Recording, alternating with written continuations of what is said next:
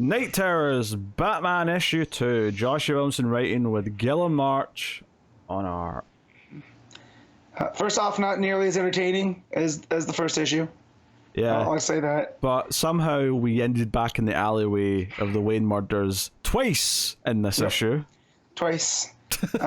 Also, we got the most boringly named name for the bat creature. It's just Gunbat. And I was like, we could have done numerous different things, like Pete last time with the Bat Retta. Ah, yes, yes. I forgot I said that, but you're right. Yeah. I'm a genius. So, I agree. I'm just saying, but this wasn't bad. It was just there. Like, this is a story that we've read a bunch of times with Bruce coming to terms with his trauma. Yeah, and it didn't do anything different. What's so funny is I saw an article on Newsarama as I was just looking to see if there was any news to talk about. And there was a headline. I didn't click on it to see what it said, but there was a headline that said, Batman needs to move on from his origin story. And I'm thinking, oh, I agree with this. But then I read the rest of the headline, and it said, and Night Terrors is doing exactly that. What? Did we read the same issue? What? I guess their interpretation, having not read the article, is that this is a finishing chapter in Bruce obsessing about the alleyway, which will make a difference. Like, other writers are going to do it, but... yeah, but if I believe that this was going to change things going forward, because Williamson isn't the Batman writer, though. He's not, no. So if this was Zdarsky doing this, and it was tying in some of the way that I feel like these other books are, like, I feel like the stuff that happens on Poison Ivy will play out because that's Poison Ivy's regular writer, right? Yeah. But here, it's Williamson, and I'm glad that Williamson gets to put a cap on the character and having Bruce come to terms with the alleyway. But is Zdarsky going to pick this up? Or are we just picking up from where he left off? Like, this never happened, right? There is some silly stuff, though. So when he's in the alleyway again, and a bunch of evil little Bruce Waynes start attacking him... That's pretty great. He takes off flying and just casually says, yeah, I don't really want superpowers in the real world, but in here, like, I basically have all of Superman's powers. Yeah. And he just flies through the sky, and I'm like, all right, okay, I guess we're doing that. I can take because Batman in the dream world, right? Sure. I mean, this is really because Superman more than anything, because he compares it to Clark, right? Yeah. And for some reason, there's a couple of panels sort of like referencing Dark Knight Returns for some reason. So on there, I read that as he says, like, it's going through a progression of things, of nightmare scenarios, and he goes, and some that are lies. So I took that as Williamson going, like, we're not getting caught up on the Dark Knight Returns version of Clark and Bruce, So that's how I read that piece. Yeah, okay. You know what I mean? As a nightmare scenario, we're not going to get Batman versus Superman type deals. So Batman goes to this secret door that's in his mind, and then Insomnia shows up, and Insomnia's like, "Oh, is the Nightmare Stone? Is that behind this door?" And Batman's like, "No, I don't have your stupid Nightmare Stone." And then he morphs into a slightly different outfit. It's not a bat outfit, but this thing in Gilliam March's art looks so goddamn ugly. I'm like, what was different of it? And then I look, and instead of the cowl coming down over the shoulders, right? The cape is coming out of his neckline. So he gave it a very 90s. Like, this felt like the, what's his name? Kelly. Oh, God. I'm not a big fan of the art. He does the big ears. I know what you're talking about. Yeah. This makes me think of, like, when people draw Hawk's cape from Hawk and Dove. I was getting that vibes. Because I actually like the cape coming out of the shoulder. That's or the neck, I should say. That's what I like with Superman's cape. I don't like when it's like these shoulder pad looking things. Yeah. But typically Batman's cowl becomes his cape, whereas here it's kind of separate from his cape, and it looks a bit weird. I like the idea that the cowl and the cape are one piece. You know? And it gives him that silhouette that I really like. Here, you're right. It gives him Hawk from Hawk and Dove vibes. Yeah. Also, Batman. When Insomnia first shows up and he says, "Hey, I've got your new pet here," I actually had to look at it closely to realize it was the gun bat, because there's so little detail on this thing, and for some reason the entire head and gun is red. And I get that this might be covered in blood, but it's not painted in blood. So yeah, Batman's also got Neo powers in here. He stops a bunch of bullets by putting his hand out, and he. Which again, it's a dream, whatever. Like yeah. I'm not really complaining. Yeah. Other than just I'm sick of dream logic because that's all we've had for these last goddamn 5 weeks. Bro, we're over halfway. That's what I keep telling myself. Yeah, we're in the over the hump, as they say. But Batman rips the gun out the gun bat's head, or Batgun's head, whatever way around it was, and he opens the door only to go back into the goddamn alley. That's what's behind the door. The secret door in his mind is the alleyway. To me, this is Williamson saying that the door that Batman locks everything behind is the thing that has defined him. So why was it locked up in his brain? Right?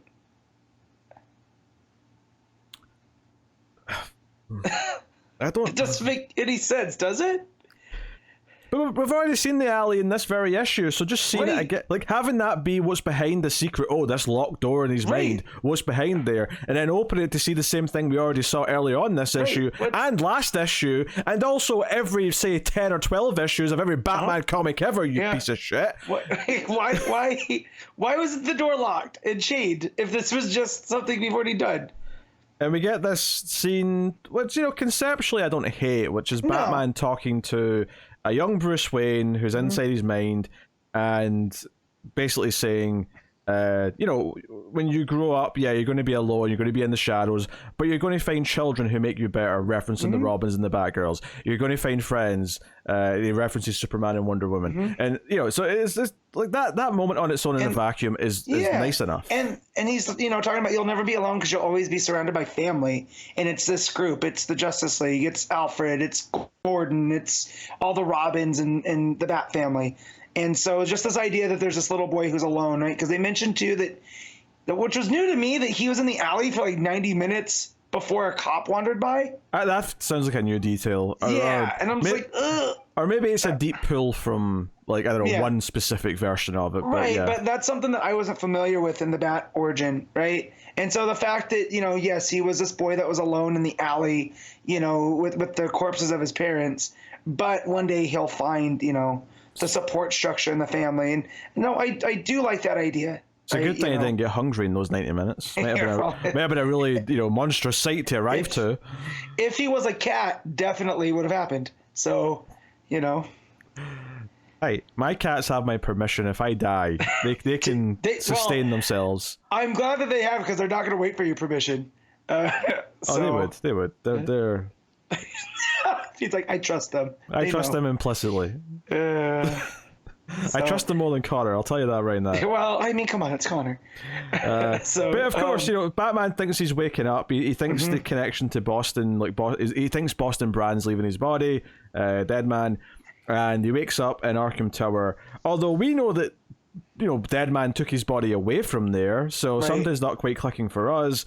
But then he looks outside, it looks like the apocalypse, and Damian shows up, and he claims that it is the real world that he's in, but that we've lost. And Damian's holding a big gun in his hand, and that's the cliffhanger, and it says, to be continued in Night Terrors 3 and 4. I cannot tell you how little I cared about these last 2 or 3 pages. Like, I just don't care. I don't, because he's clearly not in the real world, I don't think, because... I don't know, because only the last time that we saw Damian was in the backup of this last Batman. True. So, and he was going to go about his own way of defeating Insomnia. So, like, if he's showing up and saying that, we've already lost and stuff, I think that's supposed to be monumental. But I don't know, like... Yeah, I don't know, the whole thing feels a bit weird to me. I guess a part of it's just that I'm just so checked out of Night Terrors as a story now. Because issue 2 was such a letdown, I think, that... Okay, this is the real world. Batman's awake in it. How did he get back to the same spot where he fell asleep? Because the dead man put his body back? Because Dead Man wasn't finished with his body last issue, if I remember correctly. No. But Dead Man did try to jump, though, into Insomnia, right? Before the Night Terrors? He did, but that wouldn't make his body teleport back to where it was. No. But, yeah. But maybe he did put him back. I don't know. Maybe we'll see. Maybe we'll see that they had to get back, because don't forget, Insomnia is supposed to be in Arkham Tower.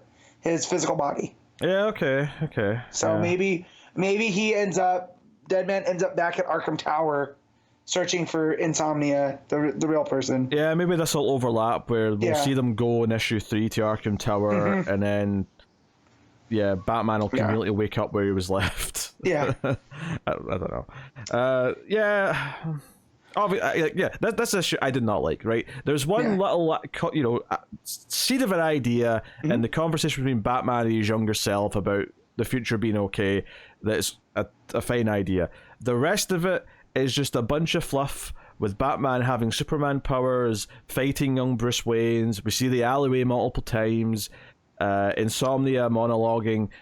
And then on top of all that, you've got Gillen March art, which I think is worse than the last issue. This felt even messier to me, this issue. This felt more rushed. Yeah. Feels like he had more of a lead time with the first issue. Because that art didn't, despite being Gillen March, I would say it was pretty solid Gillen March art. Yeah, so, you can kind of tell that, I think the last page clearly had a bit more effort put into it, because the last page looks all right for Gillen March art, but a lot of the pages where there's a lot of panels, or even just the page before where Batman's waking up, it just looks a little bit, I don't know, less detailed than he usually does. Yeah. So, yeah. And you're talking about, the lack of details on the gun bat, on that one page. And that smaller panel. It looked more like he did last time in the following pages, but that first panel where he's really small... And obviously you do less detail when something's small, but this was so much that I didn't get immediately that this is what it was. I was like, that's a gun sticking out of a bat's head. I didn't realize that because it's red for some reason. So, it's the art's not good. No.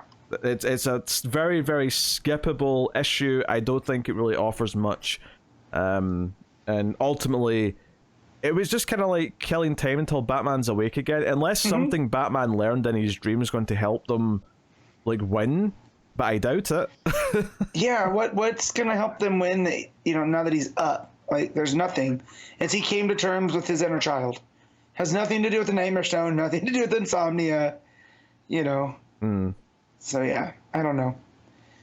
Yeah. Very, very murky.